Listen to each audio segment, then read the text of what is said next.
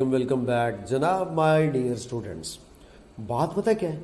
बात कुछ ये है कि हम लोगों ने अब हाइड्रेशन ऑफ अल्कीन्स के ऊपर भी सेम वही रूल अप्लाई करने हैं।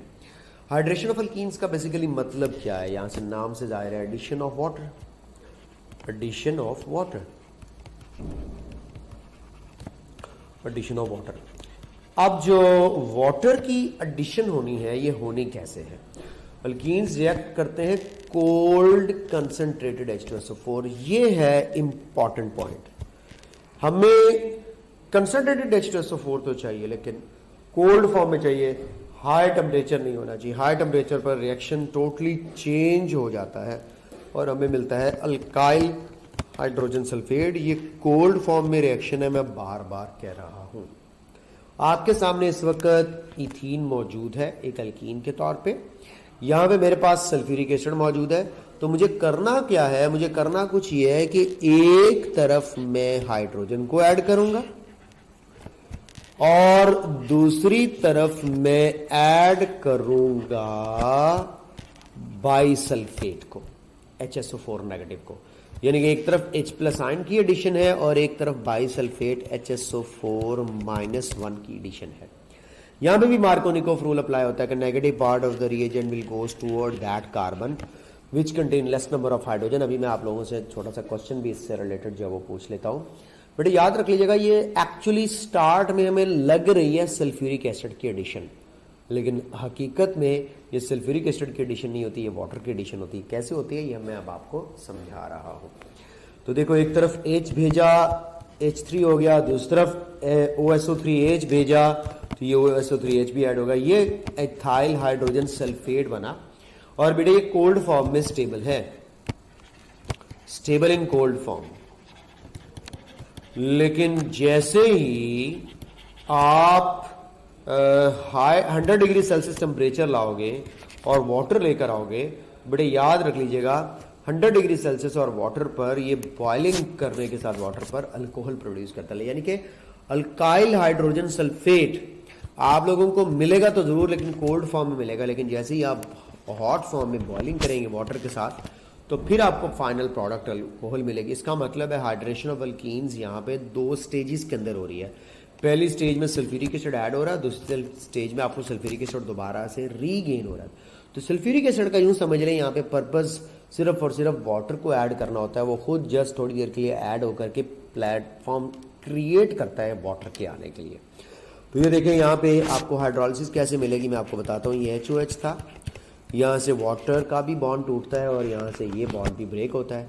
तो सिंपली वही बात कि OH ग्रुप जो है वो इस कार्बन के साथ अटैच हो जाएगा और हाइड्रोजन जो है इस ऑक्सीजन के साथ अटैच हो जाएगी। तो हाइड्रोजन जैसे ऑक्सीजन को मिलेगी सल्फ्यूरिक एसिड पूरा, और OH ग्रुप जैसे ही इस कार्बन को मिलेगा तो ये हमारे पास इथाइल अल्कोहल में कन्वर्ट हो जाएगी। यानी कि अल्फा कार्बन से बॉन्ड टूटेगा और OH ग्रुप इसी के साथ अटैच होकर के आप लोगों को एक अल्कोहल देखने को मिलेगी। ये थी हाइड्रेशन। अब मैं आप लोगों से क्वेश्चन पूछूं कि प्रोपीन का यही रिएक्शन करवाऊं, प्रोपीन का तो प्रोडक्ट क्या होगा? तो आप लोगों को पता होना चाहिए कि जब आप प्रोपीन का रिएक्शन करवा रहे हैं तो एक बात ज़हन में रख लीजिएगा कि negative part of the reagent को लेस हाइड्रोजन एटम वाले के पास भेजना है मार्कोनिकोव रूल के मुताबिक। आगे चल के पढ़ाता हूँ मार्कोनिकोव रूल भी क्या है। तो कोल्ड फॉर्म में देखें CH3CH रहेगा, हाइड्रोजन नहीं आएगी बल्कि OSO3H आएगा। साथ में यहाँ पे सिंगल बॉन्ड और CH2CH3 में कन्वर्ट हो जाएगा। इसको उसी तरह फिर आप हीट करेंगे और आप वाटर के साथ हीट करें तो आपको पता है कि यहाँ से ये लॉस्ट हो जाएगा, इसकी जगह पे OH लग जाएगा। तो हमें बजाय के 1 प्रोपेनॉल यानी कि प्राइमरी अल्कोहल के हमें क्या मिल रही है यहाँ पे 2 प्रोपेनॉल यानी कि सेकेंडरी अल्कोहल। तो प्रोपीन से आपको 2 प्रोपेनॉल मिलेगा, आपको 1 प्रोपेनॉल नहीं मिलेगा। ये बात बराए मेहरबानी बड़े अच्छे तरीके से जहन में रख लीजिएगा कि 2 प्रोपेनॉल ही फॉर्मेशन होती है प्रोपीन से according to Markovnikov rule addition. Done हो गया। लो जी, ये बात मैंने बच्चों को हाइड्रेशन ऑफ अल्कीन्स के वाले से समझा दी, लेकिन बात अभी ख़त्म नहीं हुई। तो दर हकीकत देखो, यहाँ पे मैं कंसनट्रेटेड और कोल्ड H2SO4 लूँ। डाइल्यूट H2SO4 में भी रिएक्शन हो सकता है लेकिन कोल्ड कंसनट्रेटेड में भी रिएक्शन हो सकता है। तो ये बिल्कुल वही बात देखें, CH2 डबल बॉन्ड CH2 में ये जो पाई बॉन्ड है उसी तरह हाइड्रोजन को पकड़ेगा, ये 2 इलेक्ट्रॉन्स OH के पास शिफ्ट हो जाएंगे। फिर आप लोगों को इसके रिजल्ट में वही बात कार्बोकेटाइन मिलेगा, CH3 single bond CH2 positive हो जाएगा। फिर उसी तरह आप लोगों को वो जो OH negative as a nucleophile अलग हुआ था वो अटैक करेगा यहाँ पे और OH लग जाएगा। ये सारा असल में मैकेनिज्म नहीं है, असल मैकेनिज्म अब आपको इसका मैं बताता हूँ। ये देखिएगा, इसके मैकेनिज्म ऑफ हाइड्रेशन को समझना बहुत ज़रूरी है। स्टेप 1 का नाम याद रखिएगा, protonation of the double bond, यानी कि प्रोटॉन गेन करना। अभी जैसा कि मैं आप लोगों के सामने जिक्र कर रहा था कि H+ आयन जो है वो लिया जाएगा और H+ आयन आएगा ऑफ कोर्स कहाँ से, सल्फ्यूरिक एसिड जब वाटर में होगा, आपको पता हाइड्रोनियम आयन बनाए हुए होगा। ये हाइड्रोनियम आयन का इलेक्ट्रॉन पेयर ऑक्सीजन को वापस मिल जाएगा, क्योंकि कार्बन कार्बन जो डबल बॉन्ड इस वक्त आपको नजर आ रहा है, इसके पाई इलेक्ट्रॉन्स यहाँ पे तशरीफ लाएंगे हाइड्रोजन को अपने साथ ले जाने के लिए। जैसा कि मैंने अर्ज किया, आपको पेपर में पूछा जा सकता है कि हाइड्रेशन की इंटरमीडिएट प्रोडक्ट क्या है, तो आपका आंसर क्या होना चाहिए, कार्बोकेटाइन। तो कार्बोकेटाइन ये बन गया हमारे पास इस वक्त एज एन इंटरमीडिएट प्रोडक्ट। तो स्टेप 1 है protonation and formation of carbocation. ये हम हाइड्रेशन का मैकेनिज्म पढ़ रहे हैं, इस स्टेप से आएगा H+ आयन। दूसरे स्टेप में देखें, न्यूक्लियोफाइल अटैक करेगा। वो जो हम लोगों ने OH का अटैक करवाया था, एक्चुअली OH नहीं बल्कि वाटर न्यूट्रल इलेक्ट्रोफाइल के तौर पे यहाँ पे अटैक करेगा और इस कार्बन के साथ कंबाइन हो जाएगा। तो ये देखो, अब ऑक्सीजन इलेक्ट्रॉन डेफिशिएंट हो चुकी है, क्योंकि ये अपना इलेक्ट्रॉन पेयर डोनेट करके कार्बन के साथ बॉन्ड बना चुकी है, जो कि ये बॉन्ड बनना था आप लोगों के सामने। ये था न्यूक्लियोफिलिक अटैक बाय वाटर। अब तीसरा स्टेप देखो, डीप्रोटोनेशन, यानी कि प्रोटॉन अब लॉस्ट होगा। फिर वही बात, प्रोटॉन को लॉस्ट करवाने के लिए हाइड्रोनियम आयन से काम शुरू हुआ था, तो हमें हाइड्रोनियम आयन ही दोबारा बनाना पड़ेगा। अब देखो, वो वाटर का एक और मॉलिक्यूल आकर के क्या करता है कि यहाँ से एक हाइड्रोजन पर अपनी नज़र डालता है और इस हाइड्रोजन को इलेक्ट्रॉन ऑफर करता है। हाइड्रोजन दोनों इलेक्ट्रॉन ऑक्सीजन को देती है, क्योंकि ऑक्सीजन ने रोला डाला हुआ था, मेरे इलेक्ट्रॉन तुम्हारे पास, मेरे पर पॉजिटिव चार्ज। तो अब देखें कि यहाँ से प्रोटॉन निकल जाएगा, तो ये होगी डीप्रोटोनेशन।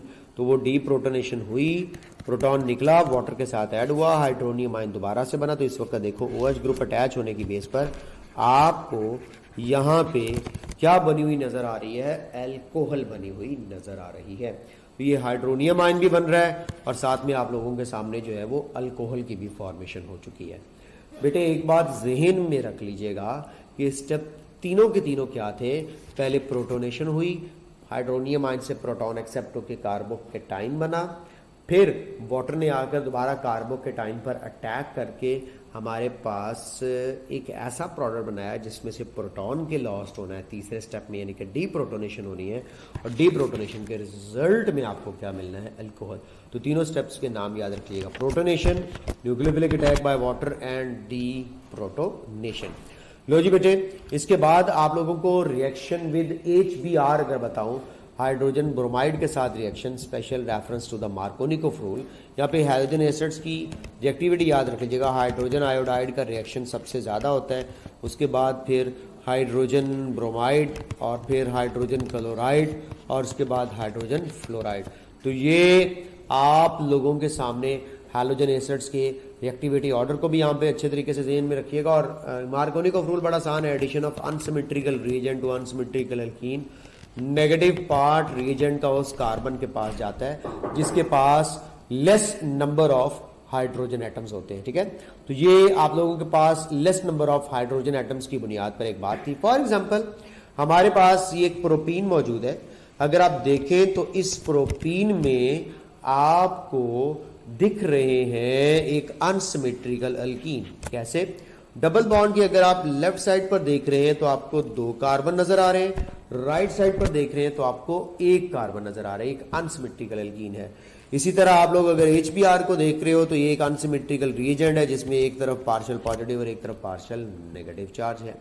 मैं रीजन भी बताता हूँ, अभी आपको मैकेनिज्म बताएगी कि ऐसा क्यों होता है। नेगेटिव कभी आपने सोचा होगा कि why negative part goes toward that carbon which contain less hydrogen atom. तो देखो ये हमारे पास ब्रोमीन जो है ये इस हाइड्रोजन के पास, इस कार्बन नंबर 2 के पास अगर जाती है तो ये हमारे पास बनता है 2 ब्रोमोप्रोपेन, जो कि मार्कोनिकोफ प्रोडक्ट है, मार्कोनिकोफ प्रोडक्ट है, ठीक है, ये मार्कोनिकोफ प्रोडक्ट है। उसके बाद अगर मैं इसको कार्बन नंबर 1 के पास भेज देता हूं, जो कि एक्चुअली नहीं बनता, 1 ब्रोमोप्रोपेन, ये हमारे पास एंटी मार्कोनिकोव प्रोडक्ट है, एंटी मार्कोनिकोव प्रोडक्ट। तो एक हमारे पास मार्कोनिकोव प्रोडक्ट है और दूसरी हमारे पास एंटी मार्कोनिकोव प्रोडक्ट है। तो दो चीजें यहाँ पे, एक मार्कोनिकोव प्रोडक्ट और दूसरा एंटी मार्कोनिकोव प्रोडक्ट। अब आप लोग बराए मेहरबानी यहाँ पे इस बात को ज़हन में रख लो अच्छे तरीके से कि हमारे पास ये जो एडिशन रिएक्शन हो रही है, इसके अंदर मार्कोनिकोव प्रोडक्ट बनेगी अगर हम देखें तो as compare to anti Markovnikov product. यहाँ पे मैं आप लोगों को बताता चला जाऊं कि एक प्रोडक्ट है जो बनेगी और दूसरी प्रोडक्ट है जो नहीं बनेगी। ये आप लोगों ने दोनों चीजें अच्छे तरीके से जो है वो जहन के अंदर रखनी है, ठीक है। तो अब आपको यहाँ पे ये बाद में उठा लेना यार, रिकॉर्डिंग हो रही है, दरवाजा बंद कर दें, बाद में उठा लेना। तो यहाँ पे अब मैं आप लोगों को थोड़ी सी जो है एक चीज समझाना चाह रहा हूं, जो कि आप जहन में रखिएगा कि ऐसा होता क्यों है, वाई एक्चुअली दिस हैपन्स, ऐसा होता क्यों है, इसको जरा थोड़ा सा अंडरस्टैंड करने की कोशिश करें। मतलब आप लोगों ने सिंपल से तरीके से बात समझनी है कि होता एक्चुअली क्यों है। मैं अगर यहां पे बॉन्ड ब्रेक करवाता हूं तो जरा देखते हैं कि बॉन्ड ब्रेक कैसे होगा। बॉन्ड ब्रेक करने के दो मेथड्स हो सकते हैं बेटे। यहां पे पाई बॉन्ड ने टूटना है और हेट्रोलिटिक बॉन्ड फिशन होना है, ठीक है। तो CH3 CH2 अगर तो ये पॉजिटिव चार्ज रह जाए कार्बन नंबर 2 के पास, तो ये कार्बोकेटाइन बनेगा, पहली पॉसिबिलिटी है। ये पॉसिबिलिटी नंबर 1 आपको समझा रहा हूं। दूसरी पॉसिबिलिटी क्या है कि ये पॉजिटिव चार्ज इस कार्बन नंबर 1 पर भी तो आ सकता है। तो आइए मैं आप लोगों को दूसरी पॉसिबिलिटी भी बता देता हूं। लो जी, यहां पे आप लोगों को बॉन्ड तोड़ करके पॉजिटिव चार्ज इस कार्बन नंबर 1 पर बना दिया। अब हम लोग अगर देखें तो ये ऐसा कार्बोकेटाइन है जो कि सेकेंडरी कार्बोकेटाइन कहलाएगा, क्योंकि carbon containing positive charge further 2 carbon atom से कनेक्टेड है। तो कार्बन जिस पे पॉजिटिव चार्ज है ये 2 कार्बन एटम से कनेक्टेड है, तो ये हमारे पास सेकेंडरी कहलाएगी, ये हमारे पास सेकेंडरी कहलाएगी, ठीक है। इसी तरह अगर मैं यहां पर बात करता हूं तो यहां पे आप लोगों के पास कार्बन जिस पर पॉजिटिव चार्ज है ये एक प्राइमरी कार्बोकेटाइन कहलाएगी।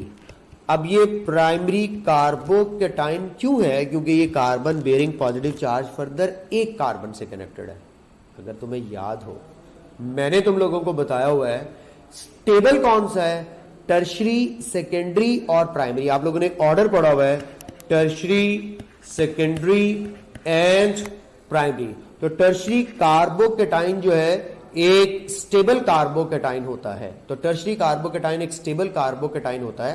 तो आप लोगों ने ये बात अच्छे तरीके से ज़हन में रख लेनी है कि टर्शरी कार्बोकेटाइन स्टेबल कार्बोकेटाइन है, उससे कम सेकेंडरी और सबसे कम प्राइमरी है। तो दोनों में से मुझे बताओ सेकेंडरी एग्जिस्ट करेगा या प्राइमरी एग्जिस्ट करेगा?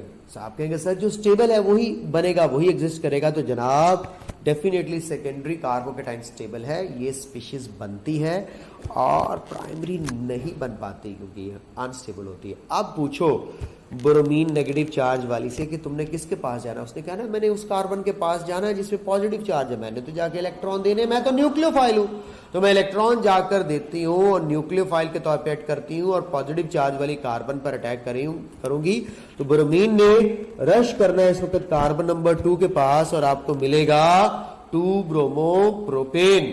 यहां पे आप लोगों के पास 1 ब्रोमोप्रोपेन की फॉर्मेशन जो है वो नहीं हो सकती, क्योंकि ये प्राइमरी कार्बोकेटाइन की फॉर्मेशन भी नहीं हो सकती। तो बेटा ये बनता है और ये नहीं बनता, और ये मार्कोनिकोव रूल के मुताबिक इस बात को मार्कोनिकोव ने इंट्रोड्यूस करवाया था कि नेगेटिव पार्ट रिएजेंट का उस कार्बन के पास जाता है जिसके पास लेस हाइड्रोजन है। अभी आपको थोड़ी देर के बाद मैं इसका मैकेनिज्म भी समझाऊंगा, इसके मैकेनिज्म के अंदर भी आप लोगों को ये बात आइडिया दूंगा, समझाऊंगा। मैकेनिज्म भी आप लोगों के सामने ये चीज क्लियर करेगा कि negative part of the reagent का इस कार्बन के पास जाने का रीजन क्या है, क्योंकि इसके अंदर भी इंटरमीडिएट प्रोडक्ट जो है वो कार्बोकेटाइन बनती है। यानी कि अब लोग पिछला जो रिएक्शन पढ़ा था ना हमने हाइड्रेशन, उसमें भी इंटरमीडिएट प्रोडक्ट जो है वो कार्बोकेटाइन थी। इस रिएक्शन की भी जो इंटरमीडिएट प्रोडक्ट है वो कार्बोकेटाइन है। अब ये देखिए आप लोगों के पास इस वक्त 2 मिथाइल प्रोपीन मौजूद है। इस 2 मिथाइल प्रोपीन के अंदर अगर आप लोग देखें तो कार्बन नंबर 2 के साथ जो है वो मिथाइल ग्रुप अटैच है, और कार्बन नंबर 2 के साथ इस मिथाइल ग्रुप के अटैच होने की वजह से अब ये वो कार्बन है जिसके पास सबसे कम हाइड्रोजन है, तो डेफिनेटली ब्रोमीन इसके पास जाएगी और आपको मिलेगा 2 ब्रोमो 2 मिथाइल प्रोपेन, बजाय के आप लोगों को यहाँ पे ब्रोमीन ऐड होकर के 1 ब्रोमो 2 मिथाइल प्रोपेन दे। तो ये सारी की सारी जो एडिशन हो रही है ये according to Markovnikov rule addition हो रही है। आप लोगों को मार्कोनिकोव रूल तो मैंने समझा दिया, अब आप लोगों को थोड़ा सा इसका मैकेनिज्म भी समझाता हूं, तो आइए जरा मैकेनिज्म को भी थोड़ा सा अंडरस्टैंड करें। स्टेप नंबर ये स्टेप में इंक्लूड नहीं होता जिसमें आप लोग जहां पे एक हेट्रोलिटिक फिशन करवा रहे हो, क्योंकि ये अनसिमेट्रिकल रिएजेंट था, एक्वियस मीडियम होगा, तो आप लोगों को पता ही है कि ब्रोमीन दोनों इलेक्ट्रॉन लेके चलता बनेगा और Br नेगेटिव बन जाएगा आप लोगों के सामने, और यहां पे अगर आप लोग देखो तो आप लोगों के पास H+ आयन बन जाएगा। तो फर्स्ट स्टेप के अंदर आप लोगों के पास H+ और Br नेगेटिव की फॉर्मेशन हो रही है, ठीक है। यहां पे आप लोगों को देखो सबसे पहले स्टेप 1 देखना है, तो स्टेप 1 है जनाब फिर वही बात प्रोटोनेशन। प्रोटोनेशन का मतलब मैं कह सकता हूं कि इलेक्ट्रोफिलिक अटैक। स्टेप 1 में इलेक्ट्रोफिलिक अटैक हो रहा है, तो मैं पता है यार अल्कीन्स ने इलेक्ट्रोफिलिक रिएक्शन ही शो करने, पहले स्टेप में इलेक्ट्रोफिलिक अटैक हो रहा है।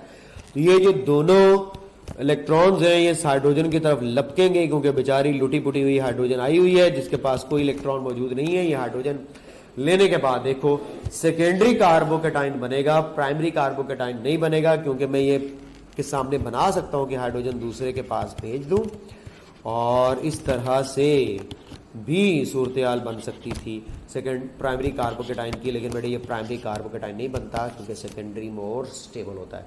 ये रिएक्शन है स्लो और रेट डिटर्मिनेशन स्टेप। दूसरे में देखें ब्रोमाइड आयन आएगा और ऑफ कोर्स कार्बोकेटाइन पे अटैक करेगा, ये न्यूक्लियोफिलिक अटैक है। तो स्टेप 2 है न्यूक्लियोफिलिक अटैक। न्यूक्लियोफिलिक अटैक है स्टेप नंबर 2 में। ये रिएक्शन क्या होता है फास्ट, और आपको मिलता है 2 ब्रोमोप्रोपेन। तो इस तरह से ये कंप्लीशन होती है हमारे पास हैलोजन के एसिड की एडिशन, हैलोजन एसिड की एडिशन। आप वो मार्कोनिकोव प्रोडक्ट भी समझा दूं, क्या ख्याल है? मार्कोनिकोव प्रोडक्ट के साथ साथ अगर एंटी मार्कोनिकोव बनानी है तो क्या? वापस चलते हैं। आप अगर फॉर्म कर रहे बना रहे मार्कोनिकोव प्रोडक्ट, तो डेफिनेटली ये मार्कोनिकोव प्रोडक्ट बनती है एक्वियस मीडियम के अंदर, याद रख लीजिएगा।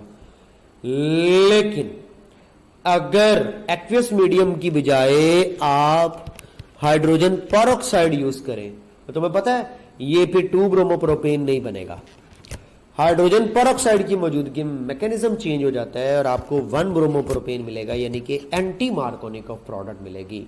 तो मैं अपने बच्चों को समझाना कुछ ये चाह रहा हूं कि अगर आपके पास प्रोपीन है और आप इस प्रोपीन में HBr को ऐड करते हैं, आप HBr को ऐड करके साथ ही हाइड्रोजन पेरोक्साइड ऐड कर देते हैं, तो यहां पे कार्बन नंबर 2 पर जाने की बजाय वो, क्योंकि यहां पे कार्बोकेटाइन नहीं बनने देता, हाइड्रोजन पेरोक्साइड कार्बोकेटाइन नहीं बनने देता, वो ब्रोमीन को कार्बन नंबर 1 पहली कार्बन के साथ अटैच करने की कोशिश करता है। तो अब देखिए आप लोगों के सामने हाइड्रोजन पेरोक्साइड की मौजूदगी में 1 ब्रोमोप्रोपेन बन रहा होगा बजाय के 2 ब्रोमोप्रोपेन बनने के। तो ये प्रोडक्ट है एंटी मार्कोनिकोव या एंटी मार्कोनिकोव। तो एंटी मार्कोनिकोव प्रोडक्ट तब बनती है जब आप पेरोक्साइड की प्रेजेंस में रिएक्शन को कैरिड आउट करवाते हो।